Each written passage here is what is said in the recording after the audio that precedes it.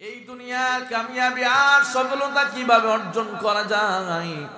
নবী করিম সাল্লাল্লাহু আলাইহি ওয়াসাল্লাম বলেছেন, লা ইয়ামলাউ জাওফু ইবনু আদম ইল্লা তুরাব। বনি আদমের পেট ওই সময় পর্যন্ত ভরে না যতদিন পর্যন্ত বনি আদম 3.5 হাত মাটির নিচে না যায়, ঠিক কি না? আল্লাহ পাক রব্বুল আলামিন বলেন, ইযা জাআ আজালুহুম লা ইয়াস্তাখিরুনা সাআতান ওয়া লা ইস্তাকদিমুন। আল্লাহু আকবার।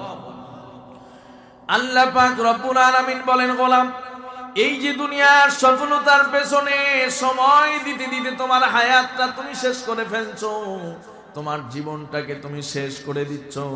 তুমি কি জানো, হঠাৎ যখন তোমার মৃত্যুর সময় চলে আসবে, 1 মিনিট সময় তোমার জন্য বরাদ্দ দেওয়া হবে না, ঠিক কি না? 1 মিনিট সময় আমার জন্য এক্সট্রা বরাদ্দ দেওয়া হবে না, যে এক্সট্রা অতিরিক্ত তোমাকে 1 মিনিট সময় দেওয়া হলো, তুমি একটু প্রস্তুতি নাও। কথা বলুন, ঠিক কি না? 1 মিনিট সময়ও দেওয়া হবে না। 1 মিনিট আগে বা পরে আমাকে একটু সুযোগ দেওয়া হবে, সেই অবকাশ আর সেই সুযোগ দেওয়া হবে না। আজরাইল যখন চলে আসবে, যথা টাইমে আমার আর আপনার মৃত্যু হয়ে যাবে। আওয়াজ করে বলুন, কথা ঠিক কিনা? যেই দুনিয়াতে আমাকে 1 সেকেন্ড সময় দেওয়া হবে না, আমি যদি চাই যে একটু ওয়াশরুম থেকে আসি, বাথরুম থেকে আসি, আমাকে সেই সময় দেওয়া হবে না। সেই দুনিয়ার জন্য আমি আজকে পাগল পারা হয়ে গিয়েছি। মুসলমান ভাইয়েরা রে আমার, আল্লাহ পাক রব্বুল আলামিন বলেন, গোলাম, এই দুনিয়ার সফলতার পেছনে না ঘুরে তুমি একটু যদি আখিরাতের সফলতার পেছনে ঘোরো, ওই আখিরাতের কামিয়াবি আর আখিরাতের সফলতার পেছনে তুমি যদি একটু সময় দাও, এই দুনিয়াটাও তো সুন্দর হয়ে যাবে। এরপরে আখিরাতটা যিনি সুন্দর করে দিবেন তিনি কে? আর একটু আওয়াজ করে, তিনি কে? আল্লাহ পাক রব্বুল আলামিন বলেন, সেই আখিরাতের সফলতার পেছনে তোমাকে সময় দেওয়া প্রয়োজন। আখিরাতের সফলতাই হলো প্রকৃত সফলতা। কবি বলেছেন, চুয়া হেঙ্গে রফতান কুরান জানে পা চেবর তখতে মুরদান চেবর রুয়ে খাক। আল্লাহু আকবার। কবি বলেন, মানুষ যখন মৃত্যুবরণ করে, কার শরীরে কি পোশাক আছে, মালাকুল মাউত এই পোশাক দেখে বাস বিচার করবেন না। কে কোন মানুষটা কত সুন্দর চেহারা নিয়ে মৃত্যুবরণ করলো, সেটা দেখে বিশ্লেষণ করা হবে না, বিচার করা হবে না। কোন মানুষটা কত দামি জায়গায়, কত দামি ঘরে শুয়ে শুয়ে ইন্তেকাল করলো, সেটা দিয়েও বিশ্লেষণ করা হবে না, বিচার করা হবে না। কোন মানুষের বাড়ি ঘর ভালো, বিছানাপত্র ভালো, যেই বিছানায় শুয়ে আছে সেই বিছানাটা কত দামি, এটা দিয়ে বিশ্লেষণ করা হবে না। কবি বলেন, কোন মানুষ যদি 10 তলায় শুয়ে শুয়ে মরে, আর যদি সে ঈমান ছাড়া কবরে যায়, ওই মানুষটা জাহান্নামী হয়ে যাবে। কথা বলুন, ঠিক কিনা? কোন মানুষ যদি ঈমান নিয়ে কবরে যেতে পারে, রাস্তায় শুয়ে মারা গেলেও ওই মানুষটা সফল হয়ে যাবে, ঠিক কিনা? মানুষ যত সুন্দর বাড়ি, যত সুন্দর বিছানায় শুয়ে মরে যাক না কেন, ঈমান যদি না নিয়ে যেতে পারে, ওই বাড়ি গাড়ি আর সুন্দর বিছানার কোনো মূল্য নাই। আল্লাহর তরফ থেকে তাকে জান্নাতে প্রেরণ করে দেওয়া হবে। আর মানুষটা যদি কোনো বিছানা নাই, পত্র নাই, বাড়ি নাই, ঘর নাই, রাস্তায় পড়ে হঠাৎ মারা গেল, কিন্তু ঈমান নিয়ে কবরে গেল, ওই বান্দাকে আল্লাহ জান্নাত দিয়ে দিবেন। কথা বলেন, ঠিক কিনা? এই জন্যই সফলতাই হলো সবচেয়ে বড় সফলতা।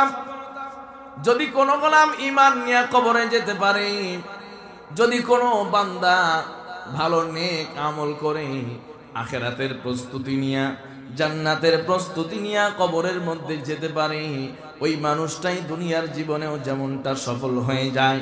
অনেক সময় মানুষটা দুনিয়ার দৃষ্টিকোণ থেকে অর্থ নাই, টাকা নাই, বিত্ত নাই, দুনিয়ার কোনো পদ পদবি নাই, দুনিয়ার মানুষগুলো কেউ তাকে চিনে না, কিন্তু ওই মানুষটাকে আখিরাতের সব বাসিন্দারা চিনবে। কথা বলেন ঠিক কি না?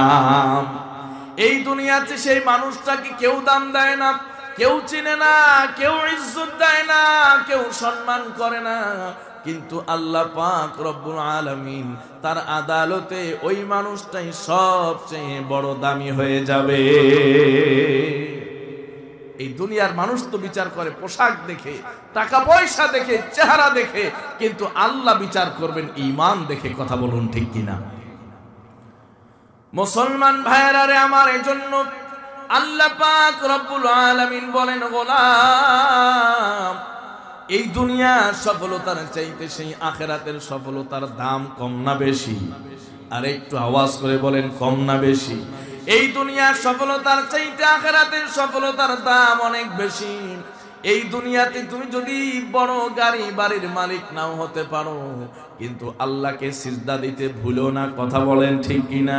5 ওয়াক্ত নামাজে আল্লাহর কুদরতি কদমে তুমি যদি সিজদা দিয়া দাও, দুনিয়ার জমিনে তুমি সফল না হতে পারলেও কিয়ামতের দিন যিনি সফলতার ঘোষণা তোমার জন্য দিয়েছেন তিনি কে?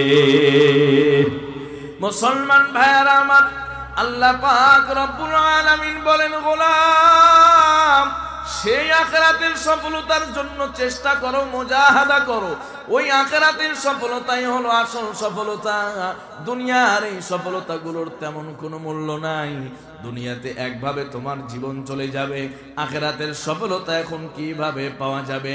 আল্লাহ পাক রব্বুল আলামিন পবিত্র কোরআনুল কারীম আখিরাতের সফলতার কথা বলেছেন। আখিরাতে কিভাবে সফল হওয়া যাবে, কোন আমল করলে, কি কাজ করলে আখিরাতে সফল কাম হওয়া যাবে, কামিয়াব হয়ে যাবে? কারা কারা জানতে চান দুহাত তোলে মালিককে দেখায়া দেন। নারায়ে তাকবীর, নারায়ে তাকবীর। আল কোরআনের আলো, ইসলামের আলো, নারায়ে তাকবীর। আল্লাহ, তুমি তোমার এই গোলামদেরকে আখিরাতের সফল কাম বানায় দাও। জোরে বলেন আমিন। মুসলমান ভাইয়েরা আমার, সূরাতুল বাকারার 24 নম্বর আয়াত আল্লাহ পাক রব্বুল আলামিন বলেন, ফাত্তাকুন নারাল্লাতী ওয়াকুদুহান নাস ওয়াল হিজারা উইদ্দাত লিল কাফিরিন। আল্লাহু আকবার। আল্লাহ পাক রব্বুল আলামিন বলেন, গোলাম, ফাত্তাকুন নার, জাহান্নামের আগুন থেকে বাঁচো। জাহান্নামের আগুন থেকে যদি তুমি বাঁচতে পারো, জাহান্নামের আগুন থেকে যদি তুমি মুক্তি পেয়ে যেতে পারো, তাহলেই তুমি প্রকৃত সফল কাম। কিয়ামতের ময়দানে তুমি হবে সবচেয়ে বড় সফল কাম। ঠিক কি না? যেই জাহান্নামের আগুনের জন্য আল্লাহ পাক রব্বুল আলামিন ওই জাহান্নামের আগুনটাকে জ্বালানোর জন্য মানুষ এবং পাথরকে ব্যবহার করবেন, পাথর এবং মানুষকে ব্যবহার করবেন। তাফসীরের কিতাবের মধ্যে আল্লামা ইবনে কাসির রাহমাতুল্লাহি আলাইহি লেখেন, ওই জাহান্নামের আগুনটা কত বড় মারাত্মক, কত বড় কঠিন, যেই জাহান্নামের আগুনটাকে আল্লাহ পাক রব্বুল আলামিন বড় কালো গন্ধক পাথর দ্বারা প্রজ্বলিত করবেন। এই দুনিয়ার আগুন আর জাহান্নামের আগুনের মধ্যে বড় পার্থক্য। এই দুনিয়ার আগুনের চাইতেও জাহান্নামের আগুন বড় মারাত্মক। এই দুনিয়ার আগুন পানির দ্বারা নিভানো যায়। কথা বলেন ঠিক কিনা?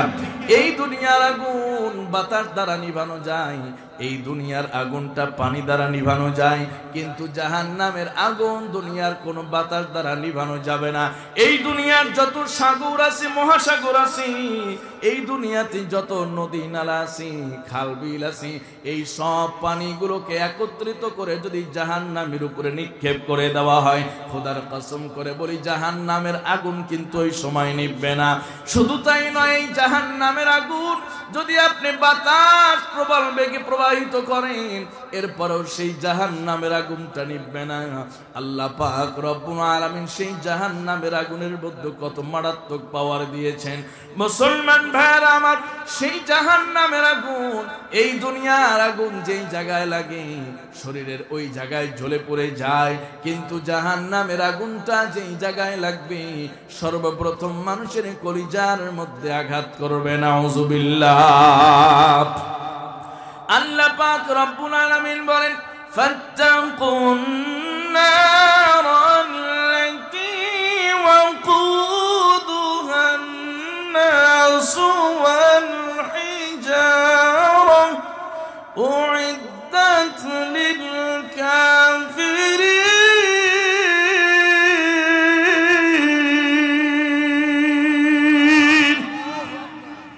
আল্লাহ পাক রব্বুল আলামিন বলেন, গোলাম ওই জাহান্নামের আগুন থেকে বাঁচো, যেই জাহান্নামের আগুনটা আল্লাহ পাক জ্বালাবেন পাথর দ্বারা আর মানুষ দ্বারা।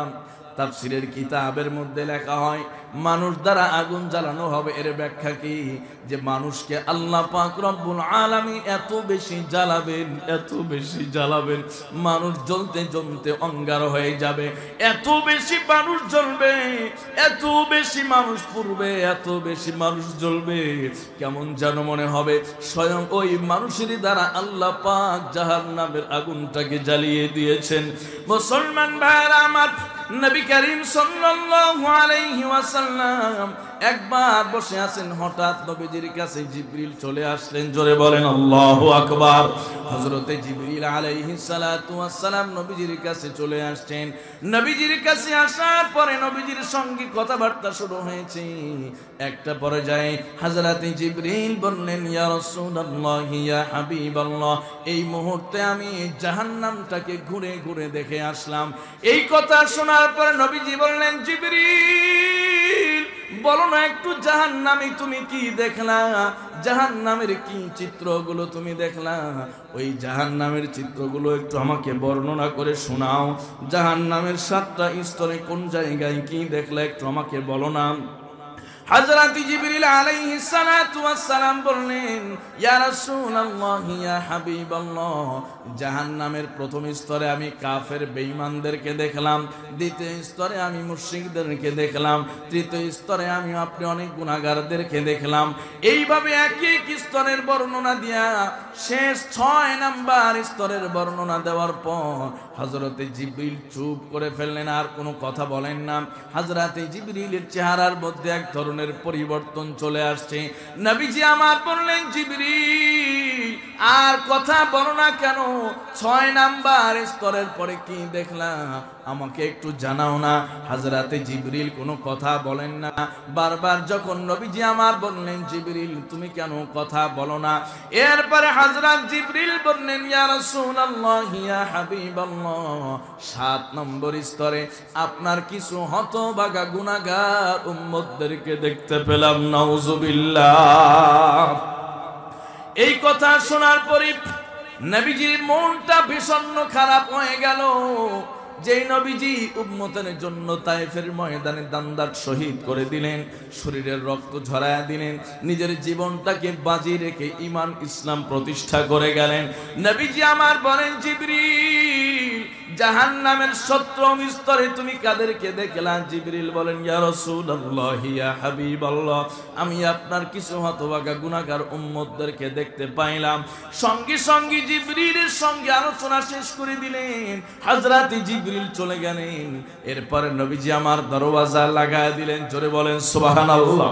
ঘরের দরওয়াজা লাগায় দিলেন।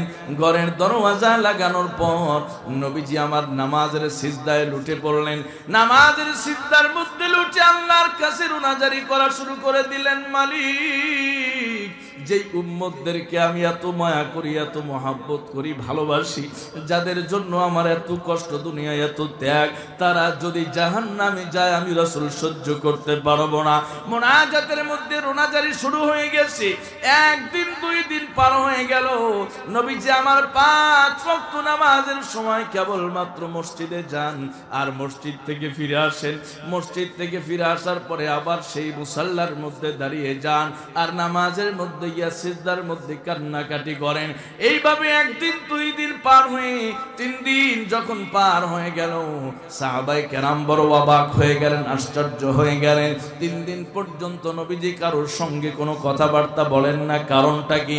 না জানি আমাদের কার কোনো বেয়াদবি হয়ে গেল, কোন সাহাবী আবার কার নবীজির সঙ্গে বেয়াদবি করে ফেললো কিনা। সাহাবায়ে কেরাম সবাই মিলে পরামর্শ করলেন। পরামর্শ করার পরে সবাই মিলে সিদ্ধান্ত নিলেন, আমরা নবীজির কাছে যাব, মাপ চাইব। কে যাবে? কে যাবে? নবীজির সবচেয়ে বড় সাহাবী হযরতে আবু বকর সিদ্দিক রাদিয়াল্লাহু তাআলা আনহুকে নির্বাচন করা হলো। আবু বকর, যাও যাও, আমার রাসূলের কাছে যাও। আমার রাসূল তো 3 দিন যাবত কারোর সঙ্গে কথা বলেন না, খানা পিনা করেন না। কি হলো আমার রাসূলের কাছে? তুমি যাও, দরওয়াজায় গিয়া করা নাড়ো। হযরতে আবু বকরকে নবীজি বড্ড মহব্বত করতেন, বড্ড পছন্দ করতেন। ঠিক হযরতে আবু বকরও আমার রাসূলকে বড় মহব্বত করতেন। জোরে বলেন সুবহানাল্লাহ। হযরতে আবু বকর নবীজির প্রিয় সাহাবী। হযরতে আবু বকর যখন নবীজির দরওয়াজার কাছে গিয়া কোরআন আনলেন, দরওয়াজা নক করলেন, সালাম করলেন, আসসালাতু ওয়াসসালামু আলাইকা ইয়া রাসূলুল্লাহ। একবার সালাম দিলেন, দরওয়াজা নাড়লেন। 2 বার সালাম দিলেন, দরওয়াজা নক করলেন। 3 বার সালাম দিলেন, দরওয়াজা নক করলেন। কোনো কাজ হলো না। হযরতে আবু বকর ফিরে আসলেন। এরপরে আবার আরেকবার মিটিং করা হলো, কাকে পাঠানো যায়? হযরতে ওমরকে পাঠায় দাও। হযরতে ওমরকে নবীজি আরো মহব্বত করতেন। হযরতে ওমরকে আল্লাহ পাকের কাছ থেকে চেয়ে নিয়েছিলেন। জোরে বলেন সুবহানাল্লাহ। হযরতে ওমর চলে গেলেন।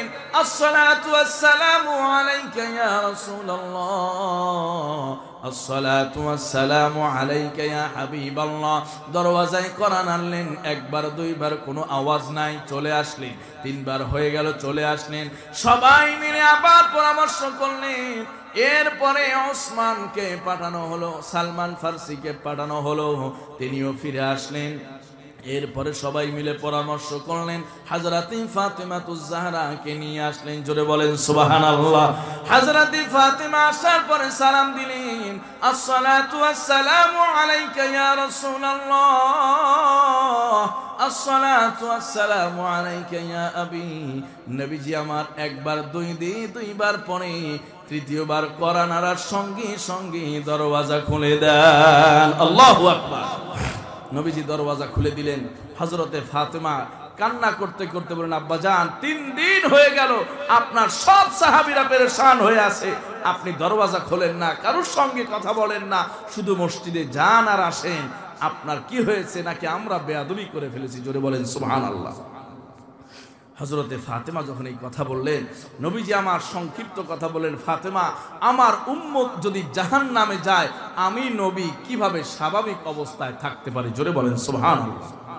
যেই নবীর আগে পরে কোনো গুনাহ নাই, যেই নবীকে আল্লাহ পাক রব্বুল আলামিন মাসুম বানিয়েছেন, ওই নবী জাহান্নামের আযাবের ভয়ে, জাহান্নামের কথা শুনে 3 দিন পর্যন্ত পানাহার সবকিছু বন্ধ রেখেছেন। এই দুনিয়ার কোন মানুষের সাথে কথা বলেন নাই। আল্লাহু আকবার। আর আজকে আমাদের অবস্থা কি? আজকে আমরা জাহান্নামের দিকে পঙ্গু পালের মতো ধাপিয়ে চলে যাচ্ছি। কথা বলেন ঠিক কিনা? আজকে আমাদের কোনো অনুভূতি নাই। আজকে মসজিদে যখন আজান হয়, দেখবেন মসজিদের কাছেই বসে থাকে দোকানে, ওইখান থেকে উঠেও মানুষ মসজিদ পর্যন্ত যায় না। কথা বলেন ঠিক কিনা? মসজিদগুলো আজকে টাইলস মোজাইক করা, কত সুন্দর, এসি লাগানো, কিন্তু মুসল্লি পাওয়া যায় না। কথা বলেন ঠিক কিনা? যাও 2-4 জন নামাজ পড়ে, সেই নামাজগুলো শুদ্ধ হয় না, সুন্দর হয় না। আজকে উম্মত জাহান্নামের দিকে একের পর এক দৌড়ে দৌড়ে জাহান্নামের দিকে ঢুকে চলে যাচ্ছে। কথা বলেন ঠিক কিনা? হযরতে ফাতেমার সাথে নবীজি আমার কথাবার্তা শেষ করলেন। কথাবার্তা শেষ করার পরে হযরতে ফাতেমা যখন চলে আসলেন, সঙ্গে সঙ্গে নবীজি আমার দরওয়াজা আবার লাগায় দিলেন।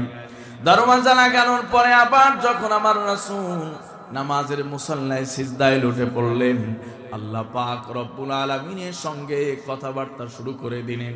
আল্লাহ পাক রব্বুল আলামিন হযরত জিবরিলকে আবার পাঠায় দেন, যাও না জিবরিল, আমার রাসূলকে গিয়া সুসংবাদ দাও, আমার রাসূলকে গিয়া খবর দাও, আমার রাসূল যেন মাথা উঠান, আমি তার সব উম্মতদেরকে মাফ করে দিব। সুবহানাল্লাহ। নবীজি আমার জিবরিলকে বলেন, জিবরিল সত্যি কি আমার সব উম্মতকে আল্লাহ মাফ করে দিবে? জিবরিল বলেন, ইয়া রাসূলুল্লাহ, আল্লাহ ওয়াদা দিয়েছেন আপনার সব উম্মতগুলোকে আল্লাহ পাক মাফ করে দিলেন। জোরে বলেন সুবহানাল্লাহ। নবীজি বলেন, জিবরিল তুমি সাক্ষী থাকো, আল্লাহ যদি আমার সব উম্মতকে মাফ না করে দেন, কিয়ামতের দিন আমি রাসূল সন্তুষ্ট হব না। জোরে বলেন সুবহানাল্লাহ। মুসলমান ভাইয়েরা আমার, আল্লাহ পাক রব্বুল আলামিন যখন জিবরিল মারফত খবর পাঠায় দিলেন, যাও জিবরিল আমার রাসূলকে খবরটা পৌঁছায় দাও। এরপরে আমার রাসূল মাথা উত্তোলন করেছেন, এর আগ পর্যন্ত আমার রাসূল মাথা উত্তোলন করেন নাই। রাসূল জাহান্নামকে এত ভয় পাইতেন, জাহান্নামের আগুনটাকে এত বেশি ভয় পাইতেন। আল্লাহ পাক রব্বুল আলামিন বলেছেন, গোলাম ওই জাহান্নামের আগুন থেকে যদি তুমি কিয়ামতের দিন বাঁচতে পারো, তাহলে কেবলমাত্র আল্লাহ পাক রব্বুল আলামিন তোমাকে সফল কাম এবং সাকসেস বানিয়ে দিবেন, ঠিক কিনা? আল্লাহ পাক বলছেন যে ওই জাহান্নামের আগুন থেকে বাঁচো, ফাত্তাকুন নার ওয়াকুদুহান নাস ওয়াল হিজারা উইদ্দাত লিল কাফিরিন। যেই জাহান্নামের আগুনটাকে আল্লাহ বানিয়েছেন ঈমানদারের জন্য নয়, বরং কাফেরদের জন্য। জোরে বলেন সুবহানাল্লাহ। এর দ্বারা বোঝা যায় কেউ যদি এক যাররা পরিমাণ ঈমান নিয়ে কবরে যেতে পারে, তাকেও যিনি মাফ করে জান্নাতি বানায়া দিবেন তিনি কে? আর একটু আওয়াজ করে বলতে হবে, তিনি কে? লা ইলাহা ইল্লাল্লাহ, লা ইলাহা ইল্লাল্লাহ, লা ইলাহা ইল্লাল্লাহ, লা ইলাহা ইল্লাল্লাহ। আপনাদের কি খুব কষ্ট হচ্ছে নাকি? এত সুন্দর পরিবেশ অনেক মাহফিলে থাকে না। কি সুন্দর পরিবেশ, জান্নাতি পরিবেশ। সুবহানাল্লাহ পড়েন। এই সুন্দর পরিবেশে রাত্র যে খুব বেশি হয়েছে তা না, মাত্র 11টা বাজে। আলোচনার শেষ পর্যন্ত থাকার জন্য কে কে রাজি? দুহাত তুলে মালিককে দেখায় দেন। নারায়ে তাকবীর, নারায়ে তাকবীর। আল্লাহ তুমি আমার এই ভাইদেরকে কবুল করো। সবাই পড়ে না আমিন। কোনো ওঠা বসা নাই, যতক্ষণ পর্যন্ত দিনই কথা হবে আল্লাহ পাক যেন আমাদের সবাইকে শোনার তৌফিক দান করে দেন। সবাই পড়ে না আমিন। সম্মানিত ভাইয়েরা আমার, বলছিলাম যে আল্লাহ পাক রব্বুল আলামিন বলেছেন, গোলাম ফাত্তাকুন নার ওয়াকুদুহান নাস ওয়াল হিজারা উইদ্দাত লিল কাফিরিন। ওই জাহান্নামের আগুন থেকে বাঁচো, যেই জাহান্নামের আগুনটা কাফেরদের জন্য বানানো হয়েছে, ঈমানদারদের জন্য নয়। জোরে বলেন সুবহানাল্লাহ। যেই জাহান্নামের আগুনটা আল্লাহ পাক রব্বুল আলামিন ঈমানদারদের জন্য বানান নাই, জাহান্নামের আগুনটা আল্লাহ পাক সম্পূর্ণ কাফেরদের জন্য বানিয়েছেন। আমি একটা ছোট্ট হাদিস দিয়ে আপনাদেরকে বুঝায় দিই। ইবনে মাজার হাদিস, নবী করিম সাল্লাল্লাহু আলাইহি ওয়াসাল্লাম বলেছেন, কঠিন কিয়ামতের ময়দানে আল্লাহ পাক রব্বুল আলামিন বান্দাদেরকে maaf করে দেওয়ার জন্য, বান্দা বান্দীদেরকে maaf করে দেওয়ার জন্য অনেক কৌশল করবেন, অনেক ওসিলা তালাশ করবেন। আল্লাহ পাক রব্বুল আলামিন এক বান্দাকে ডাকবেন। ওই বান্দাকে ডাকার পরে আল্লাহ পাক রব্বুল আলামিন বান্দার আমল নামাগুলো সব চেক আউট করবেন। বান্দার আমল নামাগুলোকে যখন চেক করবেন, বান্দার আমল নামাগুলোর মধ্যে 100 আমল নামার মধ্যে 99টা আমল নামা কেবলমাত্র গুনাহ দ্বারা ভরপুর। ওই 99টা আমল নামার মধ্যে কোনো নেক আমল নাই, কোনো নেক আমল নাই। বড় বড় আমল নামা, সব আমল নামাগুলো গুনাহ দ্বারা ভরপুর, গুনাহে পরিপূর্ণ। আল্লাহ পাক রব্বুল আলামিন সঙ্গে সঙ্গে গোলামকে বলবেন, গোলাম দেখো না তোমার এই 99টা আমল নামার মধ্যে কি অবস্থা। বান্দা যখন নিজেই দেখবি 99টা আমল নামার দফতর, বড় বড় দফতর গুলোর মধ্যে কেবলমাত্র গুনাহ আর গুনাহ, বান্দা তখন হতাশ হয়ে যাবে, বান্দা তখন এক্সাইটেড হয়ে যাবে। আল্লাহ পাক রব্বুল আলামিন বান্দাকে বলবেন, গোলাম তোমার ফয়সালা যদি তুমি করো, তোমার জন্য কি ফয়সালা হতে পারে? বান্দা তখন নিজেই সিদ্ধান্ত দিবে, মালিক আমার ফয়সালা একমাত্র জাহান্নাম, আমার আদালতেই আমার বিচার হলে জাহান্নাম ছাড়া কোনো উপায় থাকবে না। আল্লাহ পাক রব্বুল আলামিন সব ফেরেশতা যারা ওজন পরিমাপ করবেন, আমলগুলোকে পরিমাপ করবেন, আমলগুলোকে ওজন করবেন। ওই সব ফেরেশতাদেরকে বলবেন আমার এই বান্দার আমলগুলোকে ওজন করা আরম্ভ করে দাও। ওই সময় বান্দা বলবে মালিক এই আমলগুলো ওজন করার কোনো প্রয়োজন নাই, কারণ যেই মানুষটার 99টা খাতা গুনাহ দ্বারা ভর্তি, ওই মানুষের আমল নামা ওজন করার প্রয়োজন নাই। কথা বলেন ঠিক কিনা? বিনা হিসাবে জাহান্নাম। ওই এরপরে আল্লাহ পাক রব্বুল আলামিন বলবেন রে গোলাম, না না, আমি তোমাকে একটু দেখা দিতে চাই যে তুমি কি আমল করেছো, তুমি কি জান্নাতি নাকি জাহান্নামী, তোমার নেকিটা ভারী হবে নাকি গুনাহটা ভারী হবে, আমি একটু দেখাইতে চাই। সঙ্গে সঙ্গে আল্লাহ পাক বলবেন এই বান্দার আমল নামাটাকে ওজন করা আরম্ভ করে দাও। যখন এই বান্দার আমল নামা আজ ওজন করা শুরু হবে, বান্দা তো বড় অবাক, বান্দা তো বড় আশ্চর্য। এই যে 99টা আমলের খাতা একদম গুনাহ দ্বারা পরিপূর্ণ, আমার জন্য আমল নামা ওজন করে কি হবে? এই 99টা গুনাহ খাতা এক পাল্লার মধ্যে রেখে দেওয়া হবে, আর এক পাল্লা খালি। আল্লাহ পাক রব্বুল আলামিন ওই সময় কুদরতি হাত থেকে বের করবেন ছোট্ট একটা কাগজের টুকরা। ওই কাগজের টুকরাটা বের করার সঙ্গে সঙ্গে ওই সময় বান্দা চিৎকার করে আওয়াজ করে বলতে থাকবে মালিক মাহাদিহিল বেতাকা মাহাদিহিস সিজিল্লাত, মালিক এতগুলো গুনাহ ভর্তি আমল নামার সাথে আরেক পাল্লার মধ্যে ছোট্ট একটা কাগজের টুকরা দিলে আমার কি লাভ হবে? এই কাগজের টুকরাটুক 100 খাতার মোকাবেলায় কিচ্ছু হবে না। 100 খাতার মোকাবেলায় এই ছোট্ট কাগজটা তো সামান্য ওজন বহন করতে পারবে না। কথা বলেন ঠিক কিনা? এরপরেও আল্লাহ পাক ফেরেশতাদেরকে বলবেন আমার ফেরেশতারা আমার এই বান্দার আমল নামাটাকে আবার ওজন করা আরম্ভ করে দাও। এক পাল্লার মধ্যে 99টা গুনাহ ভর্তি খাতা, আরেক পাল্লার মধ্যে ছোট্ট একটা কাগজের টুকরা। ফেরেশতারা যখন ওজন করা আরম্ভ করে দিবে, ওজন করা শুরু হয়ে যাবে, ফলাফল যখন দেখা হবে, ফলাফল প্রকাশ করা হবে, দেখা যাবে ওই 99টা গুনাহ ভর্তি আমলের পাল্লাটা হালকা হয়ে গেছে, ছোট্ট একটা কাগজের টুকরাটাই তখন ভারী হয়ে যাবে। আল্লাহু আকবার। ছোট্ট একটা কাগজের টুকরা যখন ভারী হয়ে যাবে, বান্দা বড় অবাক, বান্দা বড় আশ্চর্য, মালিক এই যে ছোট্ট একটা কাগজের টুকরা যার তো সামান্য পরিমাণে ওজন নাই, এরপরেও আপনার কুদরতে কিভাবে 99টা গুনাহ ভর্তি আমল নামা এক পাল্লায় আর ছোট্ট একটা কাগজের টুকরা আরেক পাল্লায়, অথচ এই কাগজের টুকরাটাই ভারী হয়ে গেল? কারণটা জানতে চাই। আল্লাহ পাক রব্বুল আলামিন বলবেন গোলাম কোন ইমানদারকে জাহান্নামে দেওয়ার জন্য আমি জাহান্নামকে বানাই নাই, বরং ঈমান যারা, হাদিস শরীফের মধ্যে এসেছে এক যাররা পরিমাণ ঈমান নিয়ে যদি কবরে যাইতে পারো, যিনি জান্নাতের ফয়সালা করে দিবেন তিনি কে? আর একটু আওয়াজ করে তিনি কে?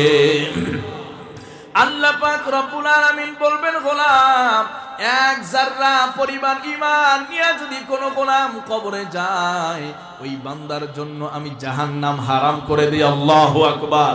আল্লাহ পাক রব্বুল আলামিন বলবেন গোলাম দুনিয়ার জমিনে বসে বসে তুমি একবার আমার নামের জিকির করেছিলা, আমার নামের কালিমা ঘোষণা করেছিলা, আমার নামের কালিমা পড়েছিলা, আশহাদু আল্লা ইলাহা ইল্লাল্লাহু ওয়া আশহাদু আন্না মুহাম্মাদান আবদুহু ওয়া রাসূলুহু। আল্লাহ পাক বলবেন গোলাম দুনিয়ার জমিনে একবার আমার এই কালিমার ঘোষণা তুমি অন্তর থেকে দিয়েছিলা, এরপরে তুমি নামাজ পড়ো নাই, রোজা রাখো নাই, অনেক গুনাহ করেছো, কিন্তু এই কালিমার স্বীকৃতি দেওয়ার কারণে, অন্তরের অন্তরস্থল থেকে কালিমাটা ঘোষণা করে দেওয়ার কারণে আমি আল্লাহ পাক রব্বুল আলামিন আজকে ওই কালিমাটাকে ছোট্ট কাগজের মধ্যে আমি লিখে রেখেছিলাম। এই কালিমার এত পাওয়ার, এত পাওয়ার যে 99টা গুনাহ ভর্তি আমল নামা যদি এক পাল্লার মধ্যে থাকে আর এই ছোট্ট কালিমা আরেক পাল্লায় থাকে, কালিমার পাল্লাটাই যিনি ভারী করে দেন তিনি কে? আর একটু আওয়াজ করে তিনি কে? আল্লাহ পাক বলবেন গোলাম তোমার কোনো আমলের পাওয়ার নাই, তোমার কোনো আমলের ওজন নাই, কেবলমাত্র আমার প্রিয় সেই কালিমার ওজন, ওই কালিমার ওজনের কারণেই তোমার আমলের পাল্লাটা ভারী করে দিলাম। আল্লাহু আকবার। এই জন্য কোন সময় আল্লাহ পাকের কাছে আপনার কোন ছোট্ট আমলটা কবুল হয়ে যাবে কেউ বলতে পারে না। কথা বলুন ঠিক কিনা? আল্লাহ পাক রব্বুল আলামিন কিয়ামতের দিন বান্দাকে গোপনে গোপনে মাফ করে দিবেন। জোরে বলেন সুবহানাল্লাহ। মায়ের দয়া মায়া মহাব্বত কম না বেশি? মা অনেক সময় সন্তানকে গোপনে খানা খাওয়ায়, কারণ বাবা নিষেধ করে গেছে ওরে ভাত দিবা না। কথা কোন ঠিক কিনা? বাবা সন্তানের উপর রাগ করে বলে গেছে ওর জন্য এই বাড়ির খানা নাই, খানা বন্ধ। কিন্তু সন্তান তো বাড়ির চতুর্দিকে ঘোরে, তখন মায়ে কি করে? আরেক দরওয়াজা দিয়া, পেছনের দরওয়াজা দিয়া সন্তানের জন্য খানার ব্যবস্থা করে দেয়। কথা বলেন ঠিক কিনা? এই দুনিয়ার মা যদি আমাকে আর আপনাকে এত মহাব্বত করতে পারে, নবী করিম সাল্লাল্লাহু আলাইহি ওয়াসাল্লাম বলেছেন আল্লাহ পাক মহাব্বত আর ভালোবাসা নামক বস্তুটাকে 100 ভাগে বিভক্ত করেছেন। জোরে বলেন সুবহানাল্লাহ।